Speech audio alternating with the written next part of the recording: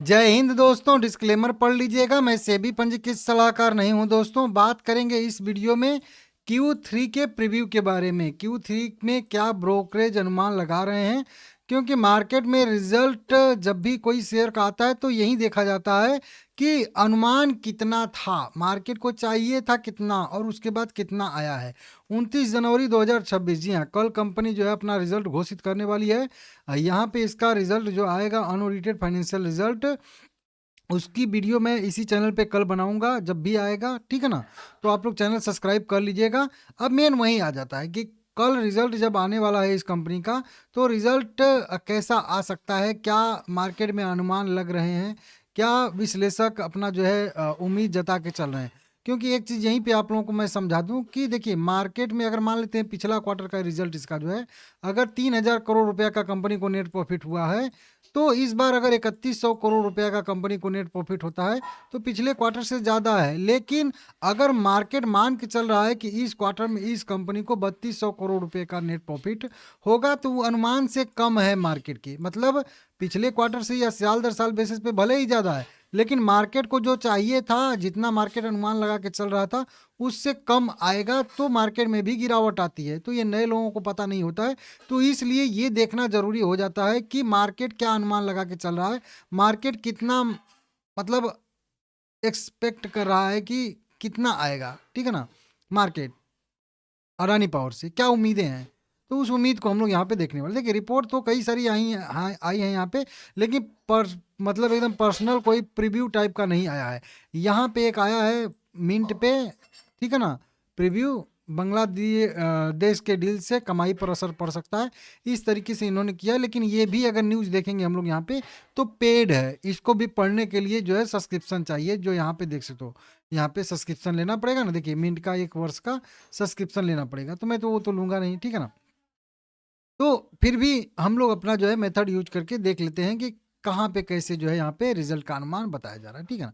सबसे पहले यहीं से देखेंगे तो अपेक्षित जो मूल्य बताया जा रहा है इसका पूर्वानुमान, वो पिछले साल जो आया था दिसंबर में 2940 करोड़ का, जो कि यहाँ पे भी आप लोग वेरीफाई कर सकते हो कहाँ गया। यहाँ पे देखिए 2940 करोड़ का नेट प्रॉफिट दिसंबर 2024 में आया था।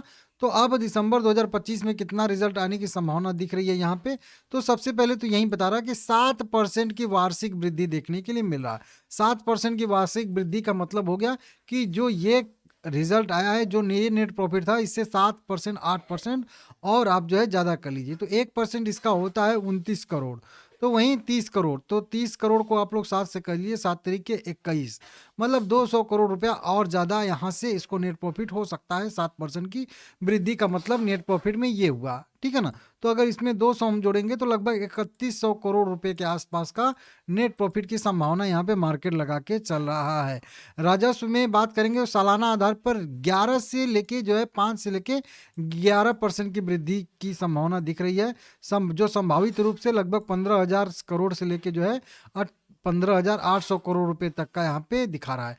एबिटा की बात करेंगे तो एबिटा भी लगभग यहाँ पे 6100 करोड़ रुपए के आसपास, 6200 करोड़ रुपए के आसपास का बताया जा रहा है, जो कि अगर देखेंगे सालाना आधार पे 23 से लेके 27% तक की यहाँ पे वृद्धि हम लोगों को दिखा रहा है। जो कि पिछले क्वार्टर की बात करेंगे तो यहाँ पे 5,000 करोड़ था, उसके सेम क्वार्टर की बात करेंगे तो वो भी 5,000 करोड़ था।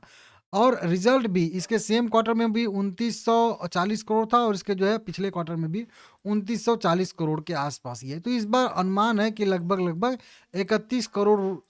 3100 करोड़ रुपए के आसपास का इसका नेट प्रॉफिट आ सकता है।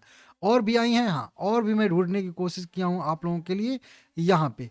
अब यहाँ पे भी देखेंगे हम लोग तो जेम फाइनेंशियल का एक पूर्वानुमान आ रहा है Q3 का। रेवेन्यू इनको जो है 13,591 करोड़ दिख रही है, जो वाई ऑन वाई बेसिस पे 1% की गिरावट दिखा रहे हैं।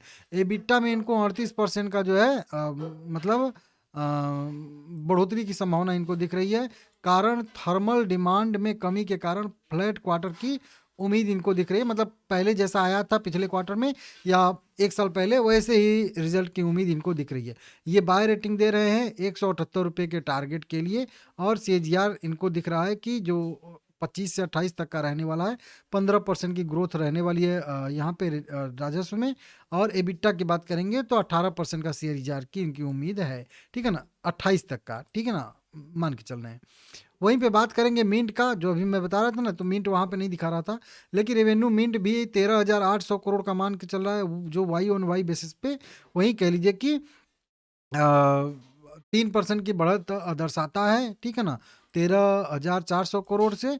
और वहीं पेट की बात करेंगे तो 3,075 करोड़ रुपए के आसपास का, जो वाई ऑन वाई बेसिस पे 5% की उनकी बढ़त दिख रही है। और वहाँ पे मैं 7% देख रहा था जो बता रहे थे लोग, तो उससे 3100 करोड़ आ रहा था, इससे 25 करोड़ कम आ रहा है, 3,075 करोड़ आ रहा है। यहाँ पे भी कारण बताया जा रहा है कि थर्मल पावर डिमांड में समानता के कारण म्यूटेड ग्रोथ रह सकती है। बांग्लादेश के डील पे भी कुछ अनिश्चितता हुई है, जो गोंडा प्लांट से जुड़ी हुई है, तो इससे भी एबिटा पे इनके असर पड़ सकता है, ऐसी संभावना यहाँ पे भी बताई जा रही है, ठीक है ना।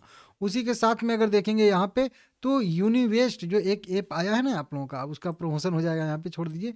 तो उसके एनालिस्ट जो है उन्होंने भी अपना एक्सपेक्ट किया है कि कितना आ सकता है, तो वो लोग भी यहाँ पे ग्रोथ लगा रहे हैं कि लगभग 15,800 करोड़ रुपए के आसपास का राजस्व की संभावना है। 6185 करोड़ का वो लोग जो है अनुमान लगा रहे हैं एबिटा का, जो ग्रोथ 27% के आसपास का दिखाएगा, ठीक है ना।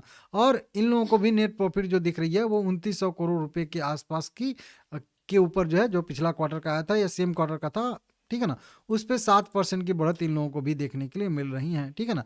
इस तरीके से आप लोग यहाँ पे देख सकते हो, ये जो है रिपोर्ट आई हैं, कुछ ब्रोकरेज रिपोर्ट आई हैं, ठीक है ना, ठीक है ना, रेटिंग एजेंसियों ने। तो वहीं जेम ने वहीं 178 का दिया है, बाय रेटिंग दिया है। मॉर्गन स्टैनली ने ओवरवेट रेटिंग 185 रुपये का टारगेट दिया है। एंटिक स्टॉक ब्रोकिंग की बात करेंगे तो 187 रुपये का टारगेट उन्होंने दिया है, बाय रेटिंग दिया है। आनंद राठी ने भी बाय रेटिंग के साथ 755 रुपये का यहाँ पे टारगेट अपना तय किया। अब 755 कहाँ से आएगा भाई, 155 होगा, ठीक है ना। तो इस तरीके से यहाँ पे दिया है। आईसीआईसी सिक्योरिटी ने भी 610 रुपये का यहाँ पे टारगेट दिया है। तो स्प्लिट के पहले का ये हो सकता है कि स्प्लिट भी कुछ दिया था ना कंपनी ने, तो इसके पहले का ये मेरे हिसाब से होगा, ठीक है ना। तो इस तरीके से आप लोग देख लीजिएगा, ठीक है ना। बाकी ठीक है भाई, जब भी रिजल्ट आएगा कल मैं आप लोगों को सबसे पहले यहाँ पे अपडेट दे दूंगा, ठीक है ना। तो आप लोग देख लीजिएगा, शेयर बढ़िया है, अच्छी कंपनी है, हाल फिलहाल में इसमें मोमेंटम भी देखने के लिए मिला है। फिर थोड़ा सा ऊपर से जो है रिट्रेस कर रहा है नीचे की साइड में, देख लीजिएगा। रिजल्ट जैसा भी आएगा आप लोगों को सबसे पहले बताऊंगा, चैनल सब्सक्राइब कर लीजिएगा, ठीक है ना।